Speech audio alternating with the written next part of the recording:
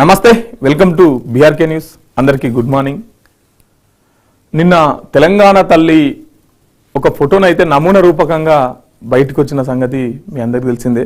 అటు పార్లమెంట్లో ప్రతిపక్ష పొల్లేమో అదాని మీద చర్చ జరగాలంటే అవసరం లేదు గదిందుకని చెప్పేసి అధికార పక్ష పొల్లు మాట్లాడుతున్నప్పటికీ ప్రతిపక్షాలు అక్కడ నిరసనలు తెలుపుతున్నటువంటి పరిస్థితి.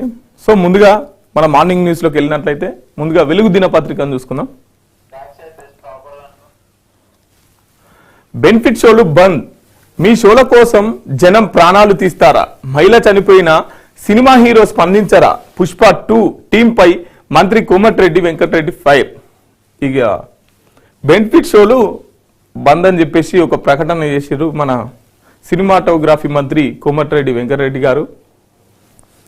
రాష్ట్రంలో ఇక నుంచి బెనిఫిట్ షోలకు అనుమతి ఇచ్చేదే లేదని సినిమాటోగ్రఫీ మంత్రి కోమటిరెడ్డి వెంకటరెడ్డి స్పష్టం చేశారు. బెనిఫిట్ షోలను బెనిఫిట్ షోలతో మనుషుల ప్రాణాలు తీస్తారా అని ఆగ్రహం వ్యక్తం చేశారు. పుష్ప 2 సినిమా బెనిఫిట్ షో మీడియాతో మాట్లాడారు. మృతురాలు కుటుంబాన్ని సినిమా హీరో నిర్మాతలు ఆదుకోవాలన్నారు. సో మొత్తం మీద అయితే తెలంగాణ రాష్ట్రంలో ఇక మీద బెనిఫిట్ షోలు అయితే ఉండవని చెప్పేసి మాట్లాడుతున్నారు. ఈ బెనిఫిట్ షోల వల్ల తొక్కిసలాట, నైట్ మొత్తం యువత నైట్ సినిమా చూడాలనుకున్న వాళ్ళు, సినిమా ఇష్టపడే వాళ్ళు సినిమాను ఫస్ట్ డేనే చూడాలని మొత్తం తహతహతాల ఆడే వాళ్ళంతా రోల మీదే ఉంటున్నారు నైట్ మొత్తం. ఎందుకంటే నైట్ తెల్లారులు ఆడితేనే ఉంటుంది కదా. సో నైట్ మొత్తం రోల మీదే ఉంటారు కాబట్టి ఇక పైనుంచి బెనిఫిట్ షోలు తెలంగాణ రాష్ట్రంలో ఉండవని చెప్పేసి మాట్లాడుతున్నారు. తర్వాత ఇప్పటి వరకు ఎవరు రష్మిక మందన శ్రీవల్లి అయితే సోషల్ మీడియాలో సారీ అని పెట్టింది, కానీ ఇప్పటి వరకు అయితే అల్లు అర్జున్ గారు ఇంతవరకు స్పందించలే.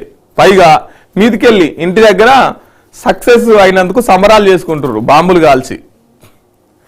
ఈడ మహిళ చచ్చిపోయి ఇల్లు ఏడుస్తుంటే అలా సంబరపడుతున్నారు. ఇది హీరోలకు ఫ్యాన్స్ కు ఉండే మధ్య తేడా.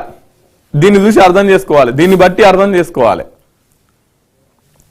ఈ బెనిఫిట్ షోలు నుండి వచ్చే డబ్బుని సభలో మాటలు యుద్ధం జరిగింది. ఇష్యూపై చైర్మన్ విచారణకు ఆదేశించగా విచారణ పూర్తి కాకముందుకే రాజ్యసభ్యుడి పేరు ఎలా చెబుతారని ప్రతిపక్షం ప్రశ్నించింది.